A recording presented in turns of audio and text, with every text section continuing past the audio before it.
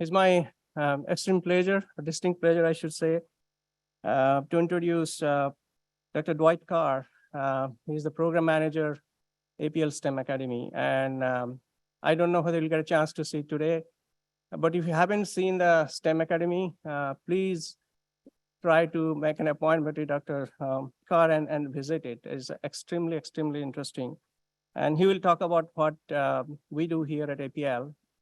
But when I came to APL about 5 years back, I know we're doing this IEEE ISEC conference at Princeton, and I reached out to Dwight, and every time I got some new ideas what to do.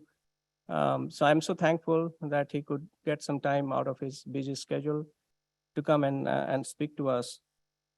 So as you can see, from his bio, he has a distinguished career in managing and cultivating STEM efforts. Many interns, Aspire interns from APL. I was a mentor for some of those. They have been benefited. So it is an extremely well-established program.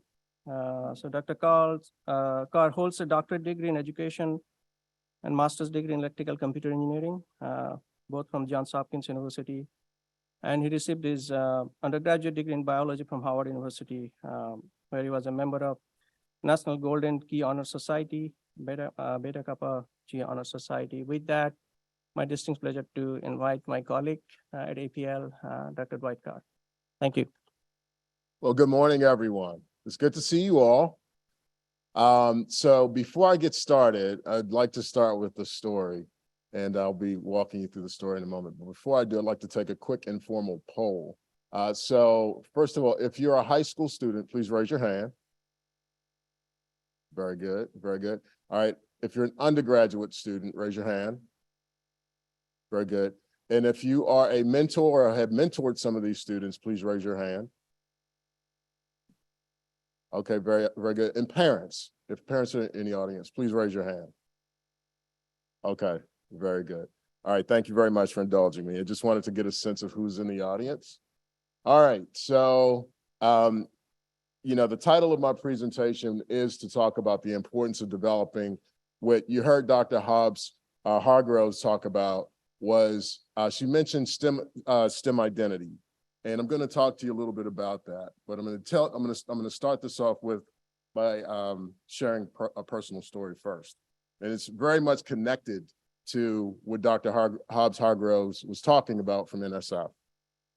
All right, so here's this. Many of you are here giving a professional presentation. And I don't know if it's your first or not, but I'm going to share with you about a time when I was giving my first professional presentation. All right, so I'm going to paint this picture. I went to Howard University undergraduate. It was the year of 1995-96, and specifically this summer.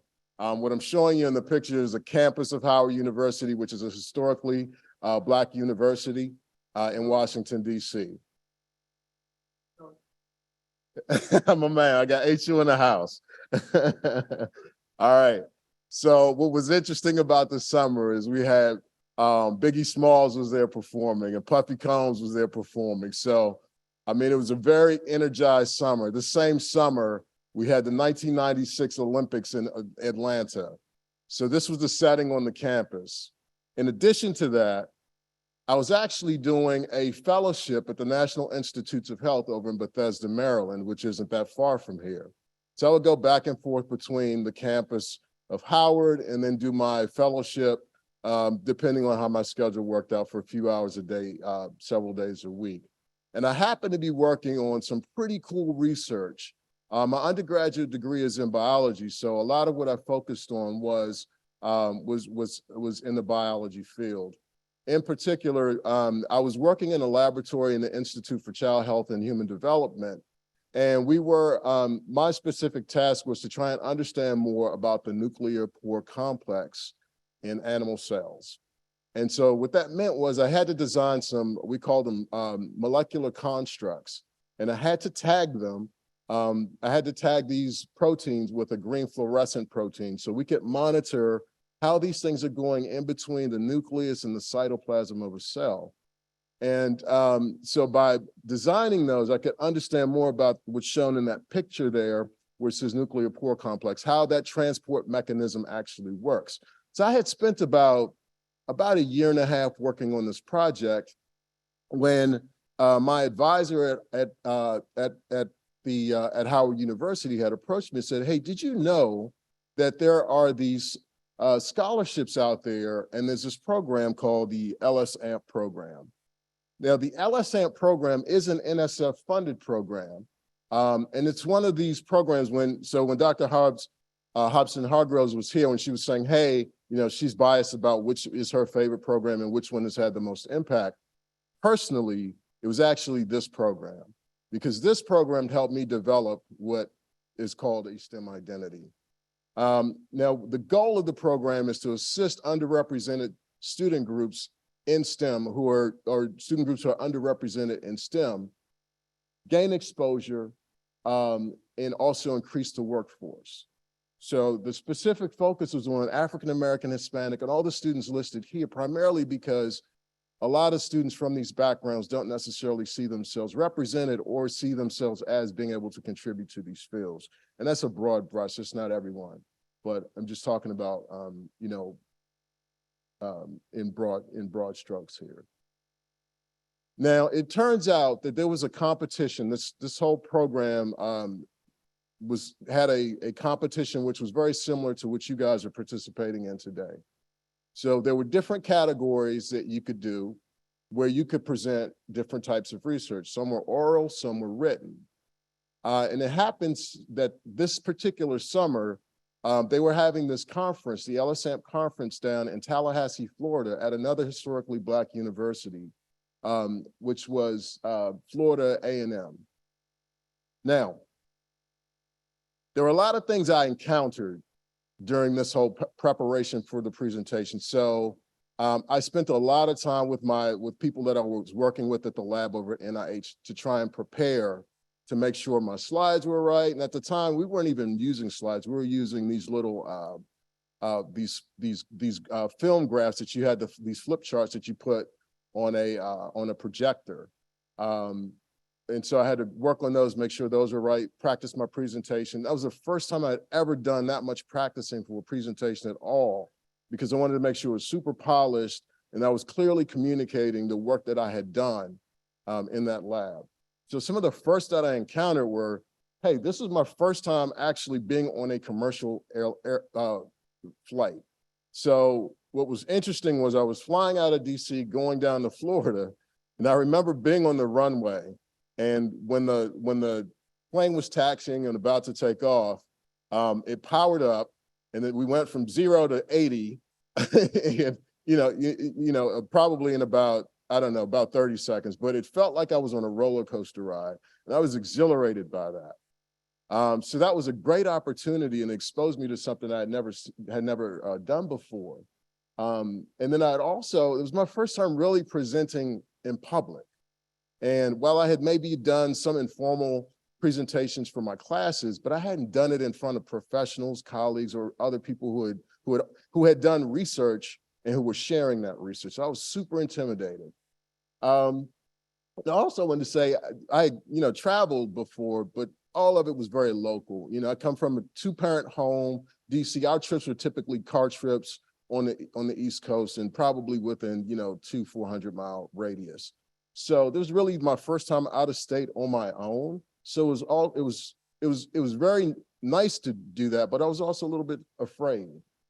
And then it was nice also to not have to worry about the expenses of a trip. I didn't have to worry about my airfare, didn't have to worry about room and board, and I also didn't have to worry about money, because they provided us with every student who went from Howard with a per diem, which was fantastic, which was also the first time I'd ever heard of that term.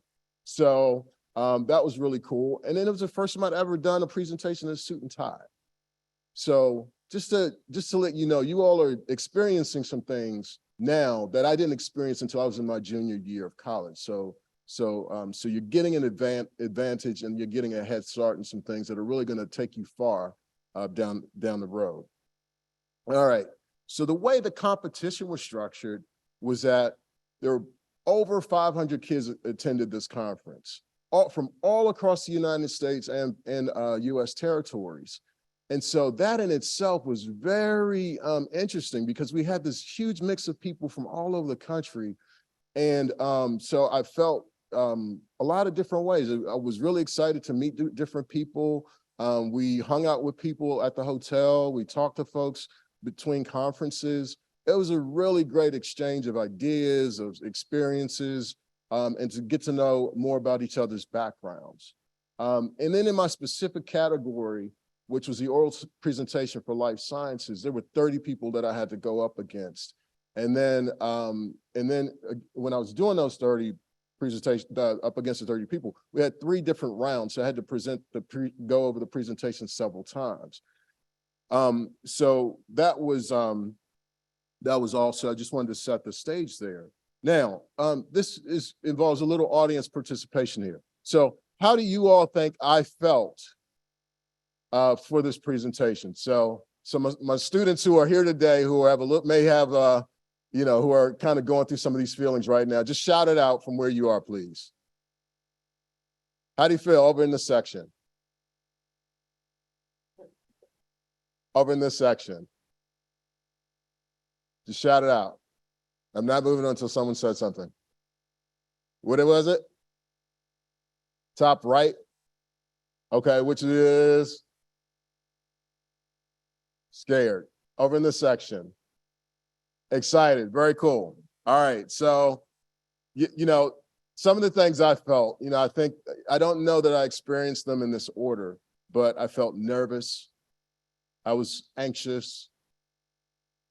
The nice thing, though, would help mitigate some of those feelings was that all of the practice I had done in front of the principal investigator of the laboratory, and I'll show you a picture of her later, but they really, I was presenting to adults who knew what they were talking about, and I was really afraid during that process. So I felt very prepared going into this situation. So that helped mitigate some of those feelings. But I was also exhilarated. I was excited, and I was like, hey, I get a chance to talk about my work. And then after it was over, of course, I felt relieved.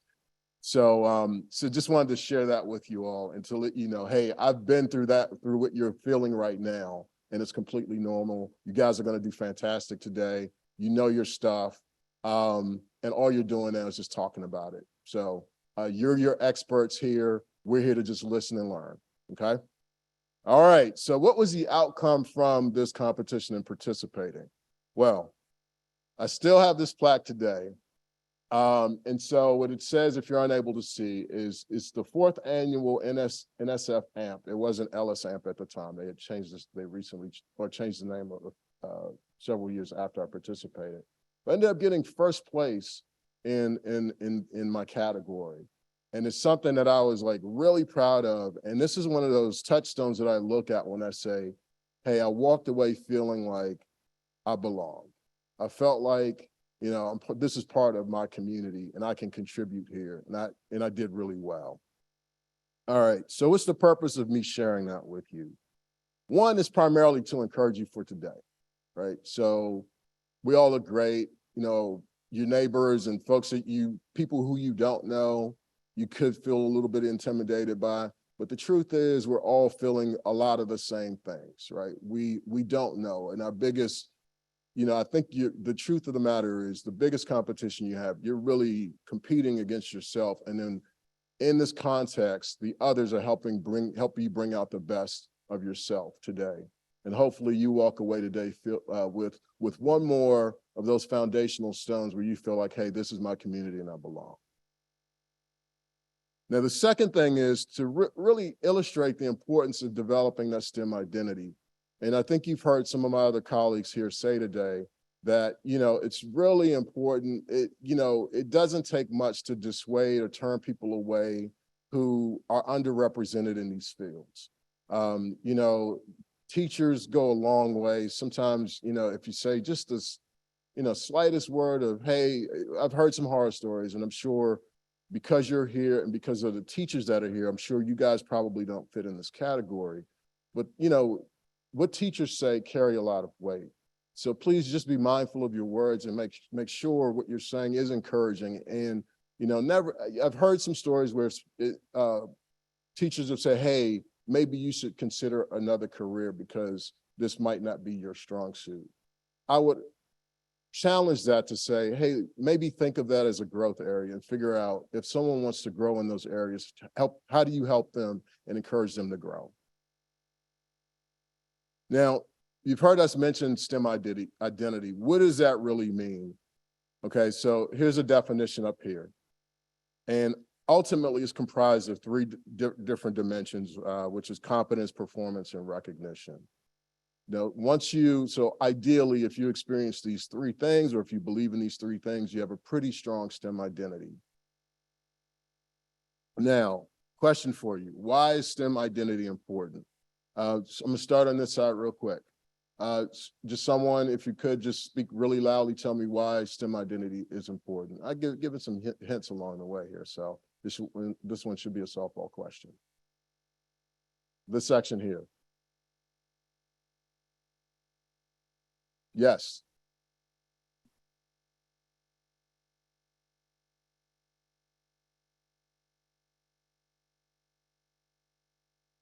All right, so people with a STEM identity will be more driven and it'll be harder to dissuade them. Very good. All right, this section. Especially my Aspire kids, come on. You step up. Ooh. I'm so quiet in the middle section.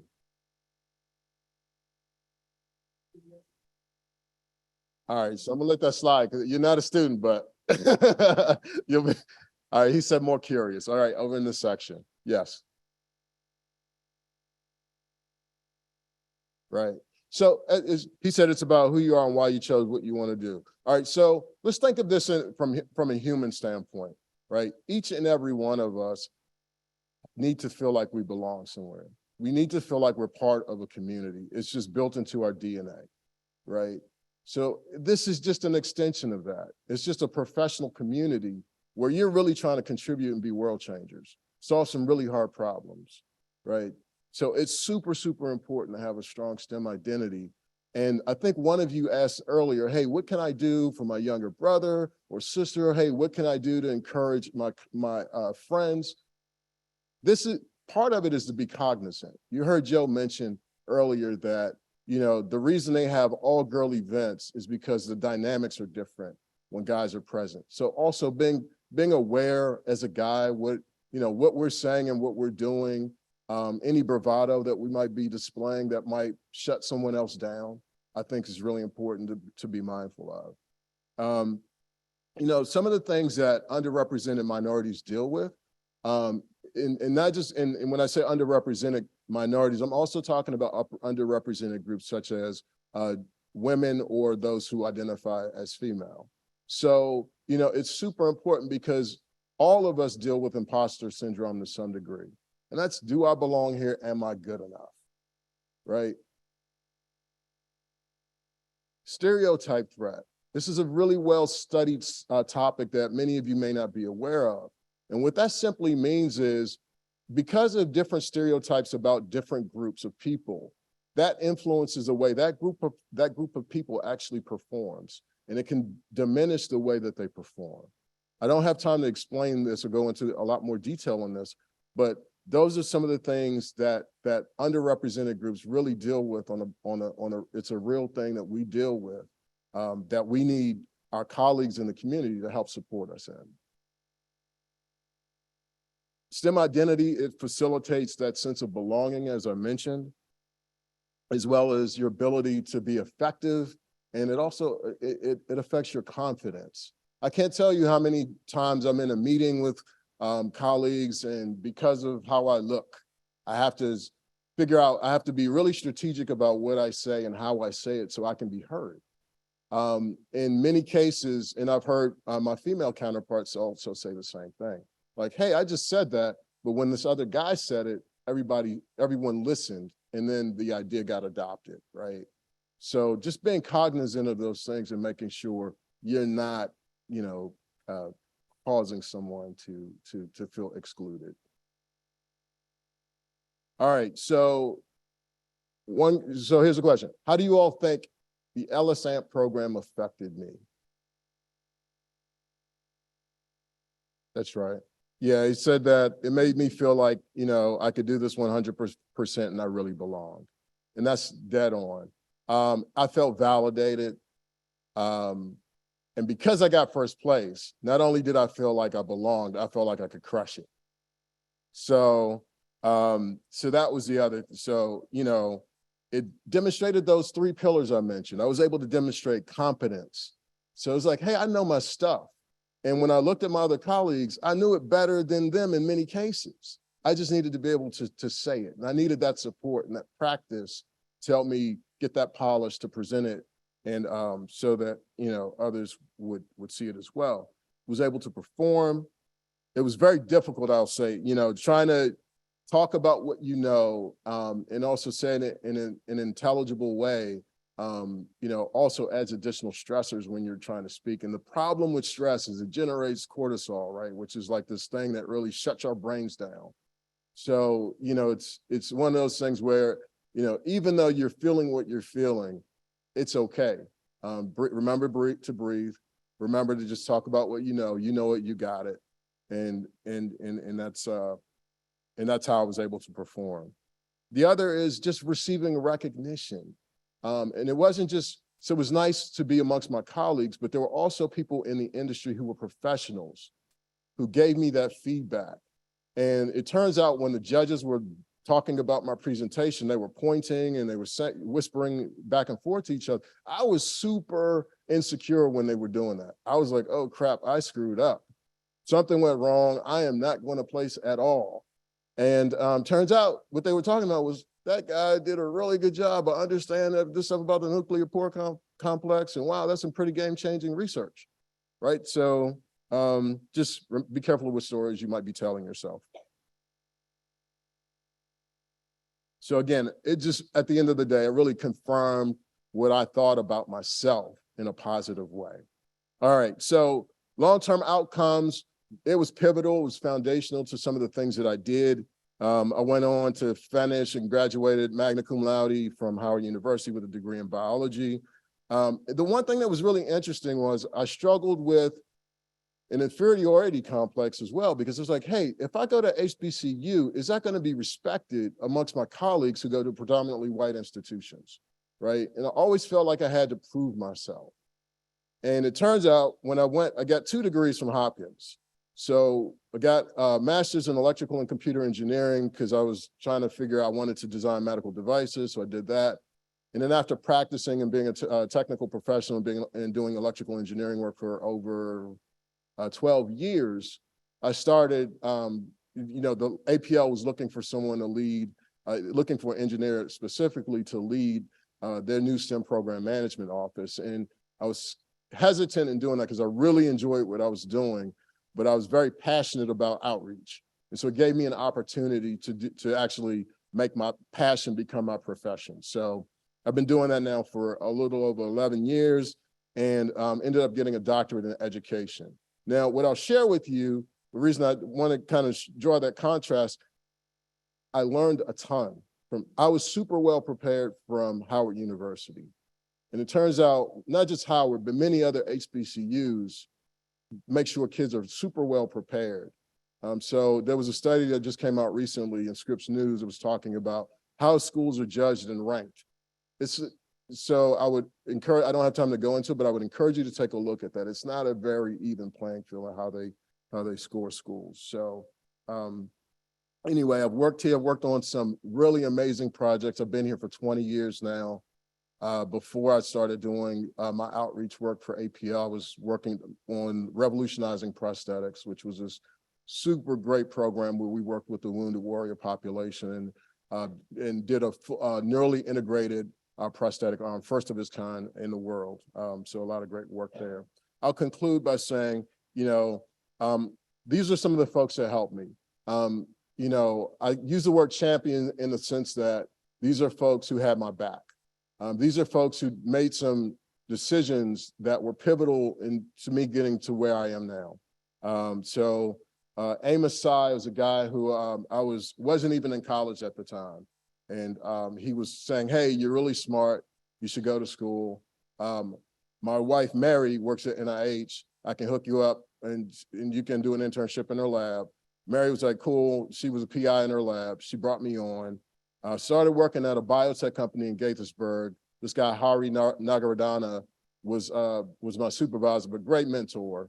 And then finally, when I was going through grad school, Dr. Dexter Smith, who worked here at the laboratory, brought me into the master's program and also happened to be a hiring manager at APL, which is how I got my job here. So I like to leave folks with a challenge. And, the first thing is making sure, you're connecting your brain to your heart. We're all human beings at the end of the day, right? So while what we're doing is a very intellectual academic exercise, don't forget why you're doing it, right? We're doing it hopefully to help people, help humanity. So, one thing, please try not to buy into stereotypes. Culture, race, people, gender, all super complicated issues. There's no one, no one fits in these boxes perfectly, right? So please make sure, as future leaders, make sure you're not buying into these stereotypes. We all are challenged by that.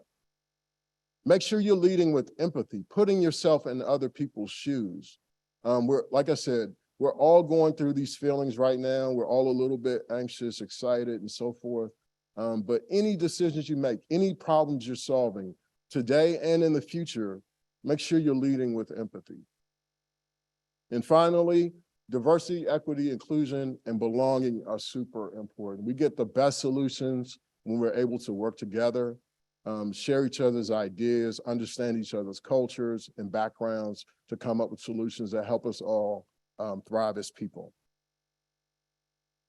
That's all I have to say. So thank you very much, and I'll take any questions at this point. Junior in high school right now. And I'm a woman, so I am part of an underrepresented community in STEM. There are also other aspects of my identity that give me more access to resources than some other people might. So I was wondering, like, as someone who has more of this privilege, what can I do to help other more underrepresented peers like feel more confident and develop like a STEM identity? Yeah. So I love that question, and I think the answer is, here's my answer. So I think the best way that the things that you can do are I understand that in high school and middle school, that's when people kind of branch off into their friend groups, right? And what happens is you kind of start being in your own silos. I think inviting people, keeping barriers down is very important. One of the things we talk to teachers about is please make sure you're inviting people from all backgrounds into your STEM clubs. That is so important. There's this concept of the power of the invite. If it's someone you have a relationship with or don't even have one yet, building that relationship, or at least extending a hand and being like, sometimes your hand might get slapped, but being persistent and saying, hey, you know what? I know you're a person. I know there's some way we can connect, and figuring out what that common ground is the best way to break down all these social things that we're all challenged by race, culture, class, and gender. So I would just say, make sure you're reaching out to folks and don't fall into the trap of, I know it's super comfortable. Again, as a Black guy, it's super comfortable for me to talk about certain things with folks from my own background. But I mean, we all share things that I'm very deliberate about my friends and making sure my kids see that I have friends from every culture that come over to my house for dinner. They're coming by, they're dropping by for, if I'm changing oil in my car, right? We're hiking together, we're doing stuff. So just being deliberate about reaching out to others I think is important. Okay, thank you. You're welcome. Yeah, so you said at your first presentation, you're feeling a little nervous, anxious, all of that. But then you kind of developed like maybe an inner confidence. How long do you think it took you to develop that? And do you think it was from keeping at it and just like doing it even if you felt nervous? Yeah, I think you were asking, how long did it take for me to develop that inner confidence, right? Yeah, so what's interesting about that question is I would say up until, so I'm 49 years old now. I'll be 50 in September. And I will say I worked as a professional and I didn't feel super confident in my abilities and didn't feel like an imposter probably all the way up until I was about 42. Yeah. I mean, I grew up in DC. I don't know if you know, if you all are familiar, but back when I grew up in DC, it was called Chocolate City because there was so many Black people in the city. And that was my culture. Everywhere I went, those are the only people I saw. So when I started going into these spaces where, you know, scientific spaces, I didn't see anyone who was Black. And I was at NIH, which was just outside of DC. And I remember having conversations with folks. They were telling me about, you know, every sentence began with my dad's company or my dad's company or my, you know, this summer we went here and we were over in the Alps. And I'm like, oh, okay. You know, I couldn't really, I felt excluded, even in their language and what they talked about was, it excluded me. So even coming here, like coming into a professional work setting, you're always trying to figure out, okay, I mentioned earlier, I used to have to strategize how I presented my ideas to make sure that they're heard. So it took me years to, you know, I've worked here for 20 years, so I have a reputation now. People recognize me as being intelligent. You know, that's a stereotype that, you know, Black men especially, we're not intelligent, right? And that, you know, I always felt like I had to combat. And at some point I said, you know what? I am smart, and people recognize me as being smart. And so it just took years for me to get there. And I can't say, you know, if I'm looking at a percentage, I'm probably, you know, I would say 98, 99% there. Still never, you know, there's some situations where I feel like I'm not an expert, so.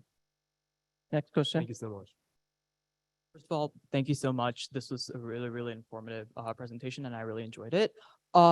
So one of the things that I remember really deterred me, or like at least initially deterred me from entering the whole like STEM field and like academia field, was the idea of like the general like elitism, and like in general like also how there did feel like a certain like atmosphere of like elitism that did permeate the field. And like obviously it's definitely notable that like professionalism plays a big role and like a big value, but I've heard from a lot of people that one of the biggest reasons that they really don't want to get into, for example, like research and STEM is because of like this fear that they don't think they're professional enough, or they don't think that they can contend with that level of like thought that like gets spread by this like elitist structure. So I just wanted to ask, what do you think are some like ways to combat that general like the atmosphere that is like fostered within these spaces, and encourage people to sort of join and like maybe embrace that space a bit more? Yeah.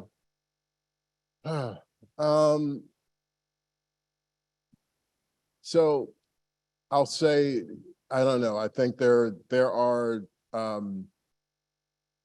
myths about the profession, right? In terms of